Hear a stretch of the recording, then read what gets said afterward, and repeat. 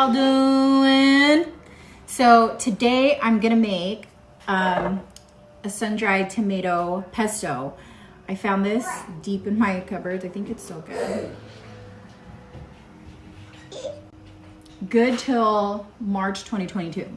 So I'm gonna make this with some chicken, and I'm gonna do like a creamy sun-dried tomato pesto penne with chicken, and I'll see whatever vegetables I have in the fridge.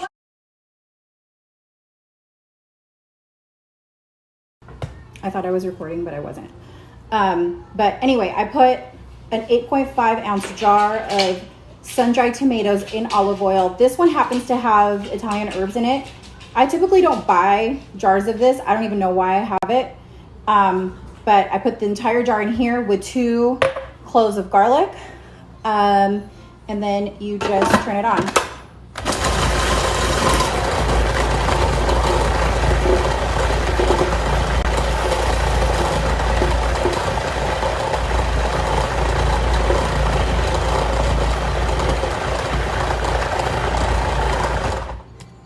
So typically I would use basil, but I don't have any basil, but I do want a little bit of green color in there.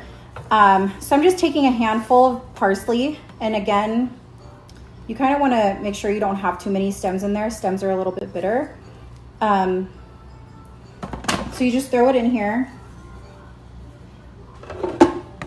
And then you're going to throw, this is about a cup of grated Parmesan cheese.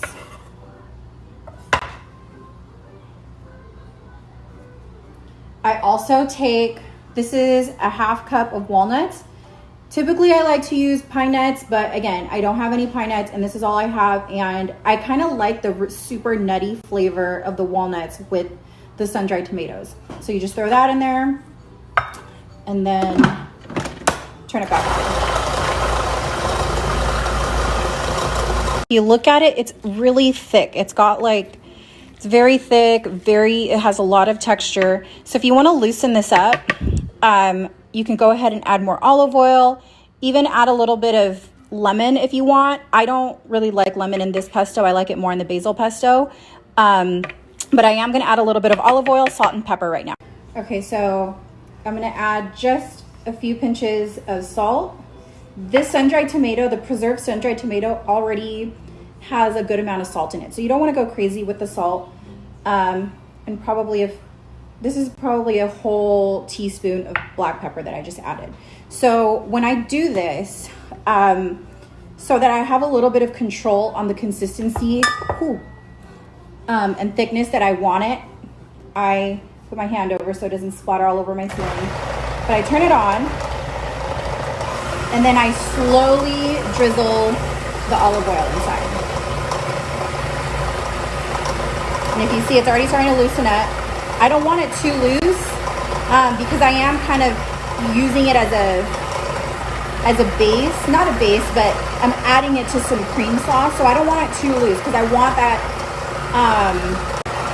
So I do want more of a concentrated taste on this. I don't want it really loose. And then plus I can freeze some and use it for later. You can also add this to, there's a restaurant near us called Nuno's, and they have like a sun-dried tomato with piri piri, which is like a Peruvian, is it Peruvian? Is that Peruvian? Yeah, like a Peruvian hot sauce, I think. And it's so good. So I think I could maybe even try to make like a breakfast pizza. They have this delicious breakfast pizza that has linguiça on it. So that is what I'm gonna do with this. I'll probably only use 2 tablespoons of this, adding to the sauce. And most of it's gonna be cream. So I'm gonna be able to save a lot of this. So this is the finished product that I have. It's still pretty thick. It's not too fluid. It's actually not fluid at all. But yeah, again, I can freeze this. You could put this over chicken. You could put it on fish. You could eat it on veggies. It's delicious, and it's really versatile, and you can use it on almost anything. So now I'm going to show you guys how to make the cream base that I'm going to use for the sauce. I already pre-cooked some chicken. I have some veggies that I'm going to throw in here later. So here's my pot. This is the same pot that I used to boil my pasta. And if you could see, there's actually still little bits of pasta in there. So I'm going to take this, and then I'm going to take some garlic. And you want to move it around because you don't want to burn your garlic. So if it looks like it's going to burn, lower your heat. All right, so you just want to get it fragrant, meaning you can really smell that garlic, and then you're going to throw your flour. So it's equal parts butter and flour. So I did a tablespoon of butter and now a tablespoon of flour, and you're going to whisk it really well. And then I'm going to take 2 cups of milk, and you're just going to throw it in there. I should have tempered that, but oh well. So you're going to whisk it, and you're going to keep whisking until it starts to almost boil. Now you don't want to like vigorously whisk it like whipped cream. You just kind of want to stir it so it's not getting too hot and burning. And you want to keep it moving so that that roux doesn't stick to the bottom and burn. Okay, so now I have it on low, and I'm just going to let it continue cooking. And I want to test the consistency of the sauce. I want to make sure that it coats the noodles evenly. And the way that I learned to check that in culinary school is you coat the back of the spoon, and you just take your finger and do that. And once it does that, you know it's good.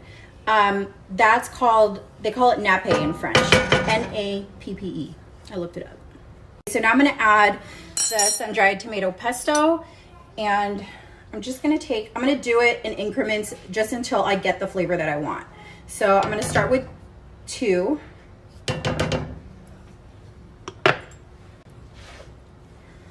And I'm just going to whisk that in,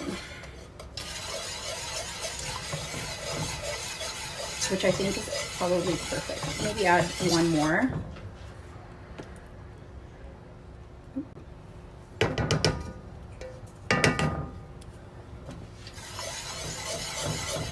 Yeah, that looks really good. So I don't know if you can see that.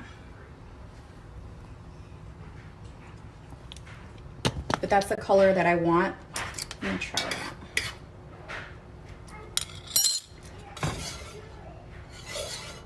You guys, let's try that again. Added 1 more scoop of the sun-dried tomato pesto in there, and it's nice and thick, and it's gonna beautifully coat all of that pesto, or not pesto, penne noodles that I'm gonna have in there along with the veggies. Now I'm gonna add in the penne, and if you want like restaurant style pasta, you always want to throw your noodles in with your sauce instead of putting your noodles in a bowl and then putting your sauce on top. And you want to, cook it in there for like a good couple minutes just to incorporate it all and make sure that it's all coated.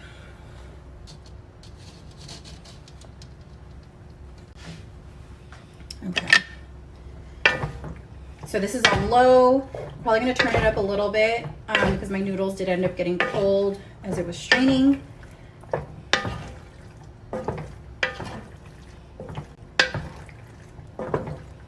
You guys, this is seriously so good. I haven't made this in a really long time, but I'm really excited right now.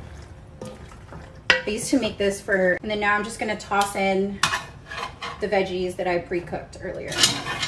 And it's just asparagus and mushrooms. Again, I'm trying to use what I have on hand because I don't want to go to the store during this time.